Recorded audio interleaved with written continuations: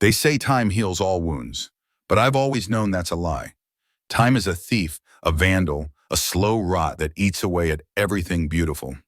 That's why I learned to respect it, to study its patterns, to master its secrets. In my line of work, you have to.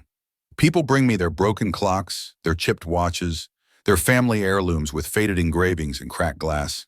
They want me to fix what time has ruined. I do, of course. I have steady hands, a patient mind, and a love for precision. But what they don't realize is that I'm not just fixing their clocks.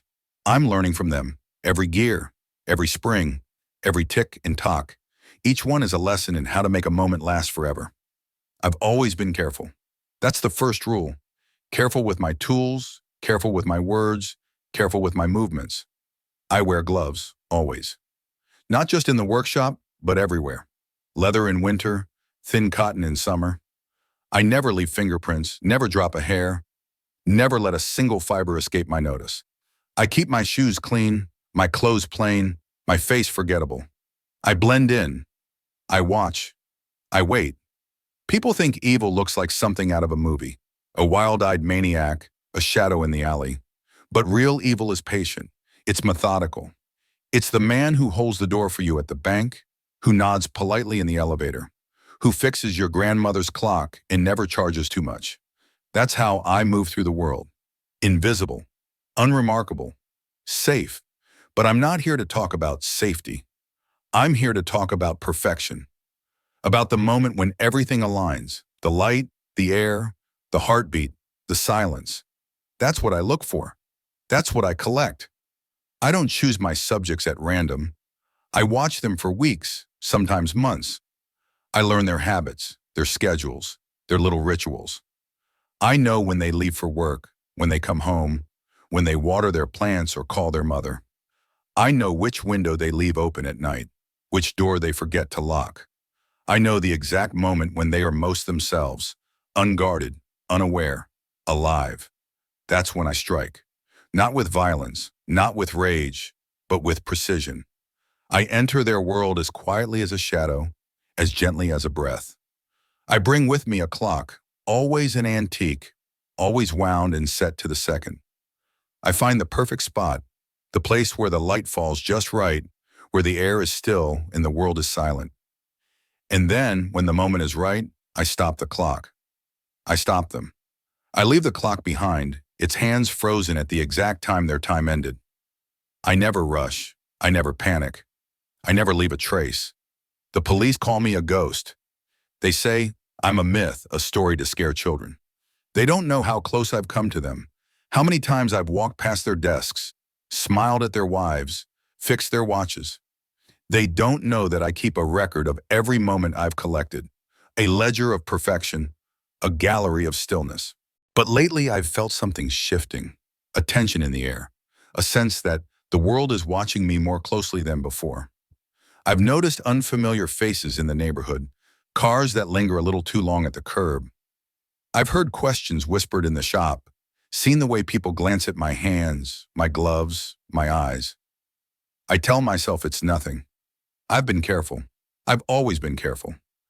Still, I can't shake the feeling that time is catching up to me.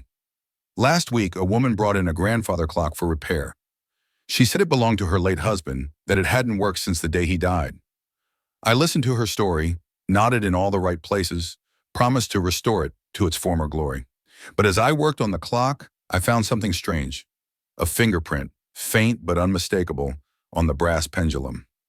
Not mine, of course. I never leave prints. But it made me think. Even the most careful hands can slip. Even the most perfect moment can be ruined by a single mistake. I doubled my precautions. I checked every tool, every surface, every inch of my clothing. I watched my subjects more closely, waited longer, moved slower. I told myself I was untouchable. But the truth is, no one is untouchable. Not forever. There's a house on the edge of town, white siding, blue shutters, a porch swing that creaks in the wind. I've been watching it for weeks. The woman who lives there is a creature of habit. Coffee at 7, yoga at 8, work at 9. She leaves her window open just a crack, enough to let in the morning air. She reads in the evenings, always by the same lamp, always with the same book. I know her routine better than she does. Tonight is the night. I've chosen the clock, a delicate silver carriage clock, French, 1890s, the kind that catches the light and holds it. I wind it, set it, polish the glass until it gleams. I slip on my gloves, check my pockets, count my steps. I move through the darkness like a memory, silent and invisible. The house is quiet. The world is still. I let myself in, careful not to disturb a thing.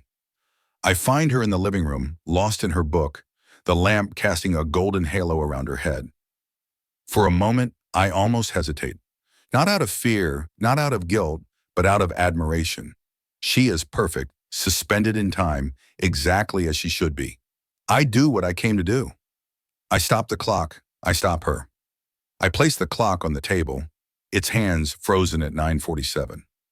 I leave as quietly as I came, closing the door behind me, erasing every trace of my presence, or so I think. The next morning, the news is everywhere.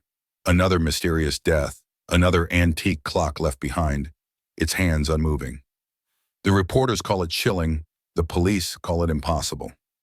They say there are no leads, no witnesses, no evidence. I watch the coverage from my workshop, sipping coffee, gloves still on. I feel nothing. Not pride, not fear, just the familiar satisfaction of a job done right. But as the day wears on, something gnaws at me. A detail, small but persistent, like a grain of sand in a watch's gears. I replay the night in my mind, every step, every breath. I remember the clock, the gloves, the door, the silence. I remember wiping the table, checking the doorknob, scanning the room for anything out of place. I remember the way the lamp's light caught the silver clock, the way her book slipped from her hand and landed on the rug. And then I remember the window, the one she always left open, just a crack. I'd closed it behind me, careful not to leave a trace. But as I picture it now, I see it clearly. The thin line of condensation on the glass, the faint outline of my gloved hand. I'd wiped it, of course, I always do. But what if just this once I missed something? A smudge, a fiber, a print pressed through the thin cotton of my glove. I tell myself it's nothing. I've been careful for years. I've never made a mistake. But the thought lingers, heavy and cold. Days pass. The police come to the shop, polite but persistent. They ask about clocks, about repairs, about customers. I answer every question, my voice calm, my hands steady. They leave, but I see the suspicion in their eyes, the way they linger on the shelves of antique clocks, the way they glance at my gloves. That night, I can't sleep. I lie in bed, listening to the tick of the clock on my nightstand, the slow, relentless march of time. I think about the ledger in my drawer, the list of moments I've collected, the gallery of stillness I've built. I think about the woman in the house with blue shutters, the silver clock on her table, the window I might have left imperfectly clean. The next morning, they come for me, not with sirens or shouts, but with quiet certainty. They search the shop, the apartment, the workshop. They find the ledger, the gloves, the collection of antique clocks. They find a single cotton fiber on the window of the house with blue shutters, a fiber that matches the gloves in my drawer. They find a partial print, blurred but unmistakable, pressed into the condensation on the glass. They ask me questions, but I don't answer. There's nothing left to say. I watch the clock on the wall of the interrogation room, its hands moving in slow, perfect circles. I wonder if they'll ever understand what I was trying to do, if they'll see the beauty in a moment perfectly preserved, a life stopped at its peak. They don't, of course. They see only the aftermath, the emptiness, the fear. They see a monster, not an artist. They lock me away, far from my clocks, far from my moments, far from the world I tried to perfect. Now, in this small, silent room, time is all I have. The clock on the wall is broken, its hands forever stuck at 3:17. I stare at it for hours, willing it to move, to mark the passing of another perfect moment. But it never does.